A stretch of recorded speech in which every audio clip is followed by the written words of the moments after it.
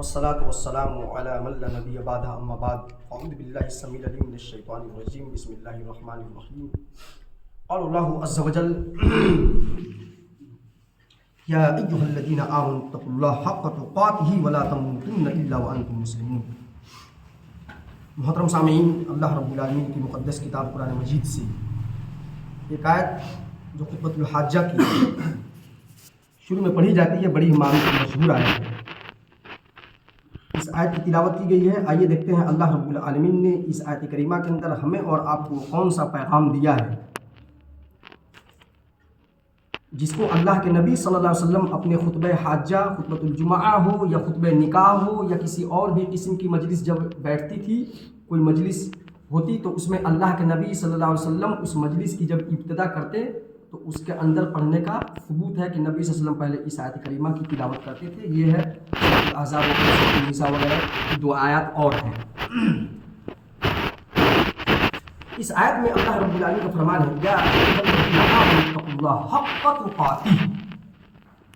مومنوں سے اللہ رب العالمین نے تقوی اور خشیت اختیار کرنے کا حکم دیتے ہوئے اس بات کی طرف توجہ دلائی ہے کہ اللہ رب العالمین کا تقوی ویسے ہی اختیار کرو، یعنی اللہ رب العالمین سے ویسے ہی ڈرو جیسا کہ اس سے ڈرنے کا حق ہے. اللہ تبارک و تعالیٰ سے ڈرنے کا حق کیسا ہے اور انسان کس طرح سے اللہ رب العالمین سے ڈرے گا کہ وہ اللہ رب العالمین سے ڈرنے کا جو حق ہے وہ ادا کر دے گا، وہ ادا کر لے جائے گا. یہ ہمارے اور آپ کے لیے سوچنے، سمجھنے، غور و فکر کرنے کا بہت ہی زبردست اور بڑا پلیٹ فارم اور مقام ہے کہ اللہ رب العالمین سے ہم ڈر تو رہے ہیں، اور پھر تب کس طرح سے ڈرا جائے کہ یہ ڈرنے کا بھی حق ادا ہو جائے. واقعی ڈرنے کا بھی حق ادا ہو جائے. اس کے بعد اللہ رب العالمین نے تو ایک یہ حکم ہوا کما حق کہو ڈرو ولا تموتن الا وانتم مسلمون. اور یاد رکھو اے مومنو، تم اس بات کا پاس و لحاظ رکھنا، اپنی زندگی میں اس بات کو گانٹھ باندھ لینا اور پاس و لحاظ رکھنا کہ جب بھی تمہاری موت آئے تو مسلمان ہو کر ہی مرنا. حالت اسلام میں ہی تمہاری موت ہو، اس بات کا خیال رکھنا. اگرچہ حالت شرک میں، حالت کفر میں اگر تمہارا انتقال ہو گیا تو اللہ رب العالمین کے یہاں تم سے زیادہ خائب و خاسر اور نامراد اور ناکام کوئی اور نہیں ہو سکتا. تو دو اس کے اندر اللہ رب العالمین نے بڑا پیغام دیا ہے.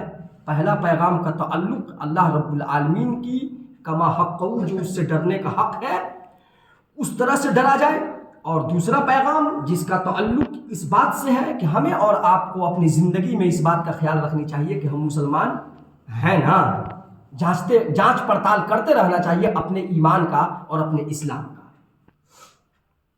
اسلام تم مسلمان ہی ہو کر کے مرنا، یہ جو لفظ اسلام ہے نا، اس کے اوپر ذرا سا میں آپ کے سامنے مختصر ایک وضاحت کر دینا چاہتا ہوں کہ مسلم کسے کہتے ہیں. مسلم اصل میں اہل عرب ہے، اس اونٹنی کو بھی بولتے ہیں، وہ سدھائی ہوئی اونٹنی کو بھی کہتے ہیں. اس اونٹنی کو جس کے ناک میں نکیل ہو اور اس کا مہار اور اس کا رسی اس اونٹ کے چلانے والے کے پاس ہو. وہ اونٹ یا وہ اونٹنی اپنی مرضی سے نہ چل سکے، نہ بیٹھ سکے، نہ اٹھ سکے، نہ کچھ کھا سکے، نہ کچھ پی سکے، یعنی کوئی بھی حرکت اپنی مرضی سے نہ کر سکے سوائے جب، یعنی کہ الا یہ کہ جب اونٹ کا جو مالک ہے وہ چاہے جو کرنے کے لیے اجازت دے وہی وہ اونٹنی کر سکتی ہے، اپنی مرضی سے نہیں کر سکتی. وہ اپنی مرضی کا مالک نہ ہو. اسی لفظ کو چسپا کیا گیا مسلمان کے اوپر. اگر اپنی مرضی اگر کوئی مسلمان چلا رہا ہے تو در حقیقت وہ کما حق مسلمان بھی نہیں ہے. کیونکہ مرضی اللہ رب العالمین کی چلنی چاہیے. جہاں پر اللہ رب العالمین نے جانے کا حکم دیا وہاں پر جاؤ, جہاں پر رب العالمین نے بیٹھنے کا حکم دیا وہاں پر بیٹھو, جو کرنے کا اللہ نے حکم دیا وہ کرو, جو کھانے کا حکم دیا اللہ نے وہ کھاؤ, جو کمانے کا حکم دیا وہ کماؤ, اور جن سے دوستی کرنے کا حکم دیا ان سے دوستی کرو, جن سے جو معاملات اختیار کرنے کے الغرض یا من جملہ اللہ رب العالمین نے جو کچھ جیسے کرنے کا حکم دیا ہے ویسے کر لے جاؤ یا کرو, تو گویا کہ کما حقہ تم اس لفظ کے فریم میں فٹ ہو جاؤ. مسلمان کا جو لفظ ہے یا اسلام کا جو لفظ ہے اس کے فریم میں تم فٹ ہو جاؤ. حضرت عبداللہ ابن عمر رضی اللہ تعالیٰ عنہ کی روایت, وہ صحیح بخاری کے اندر آئی ہوئی ایک چھوٹی سی روایت ہے, آپ اس کو بھی سماعت فرما لیں. انہوں نے پوچھا تھا, انہوں نے کہا ان رجلا سأل النبی صلی اللہ علیہ وسلم ای الاسلام افضل یا ای الاسلام خیر یا رسول اللہ صلی اللہ علیہ وسلم. ایک آدمی نے پوچھا نبی صلی اللہ علیہ وسلم سے کہ سب سے بہتر اسلام کون سا ہے, افضل, کہ سب سے افضل اسلام کون سا ہے اللہ کے نبی صلی اللہ علیہ وسلم. تو اللہ کے نبی صلی اللہ علیہ وسلم نے کہا تطعم الطعام, کھانا کھلانا, وتقرأ السلام علی من عرفت وعلی من لم تعرف, اور سلام کرنا جس کو تم پہچان رہے ہو اس سے بھی, اور جس کو نہیں پہچان رہے ہو اس کو بھی پہچان کر سلام کیا جانا, یہ علامت ہے قیامت کے قریب ہونے کی. یاد کر لیجئے گا حدیث ہے, یہ الگ سے بتلا دے رہے ہیں. پہچان کر سلام کرنا یہ علامت ہے قیامت کے بہت زیادہ قریب ہونے کی. جی ہاں, تو اس لیے اس کے اندر دو بنیادی چیزوں کا ذکر کیا گیا ہے.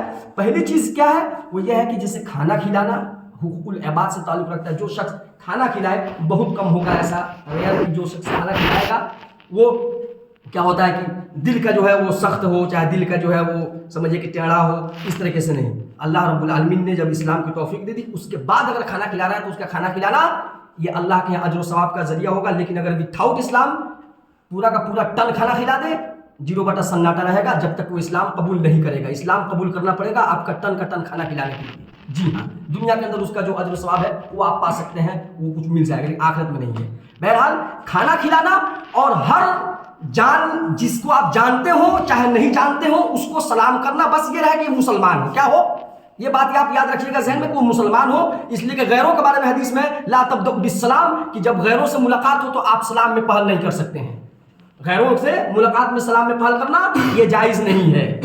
تو اس کے اندر بتلایا گیا کہ مسلمان ہی ہو کر کے مرنا ہے. وہ آیت میں مسلمان کسے کہتے ہیں ایک مثال سے ہم نے آپ کے سامنے بات کو واضح کر دیا, اور پھر ایک حدیث کے ذریعے سے ایک سب سے بہتر مسلمان یا سب سے بہتر اسلام کون ہوتا ہے وہ حدیث آپ کے سامنے پیش کر دی. اللہ رب العالمین ہمیں اور آپ کو ان باتوں پر عمل کرنے کی توفیق عطا فرمائے. آمین.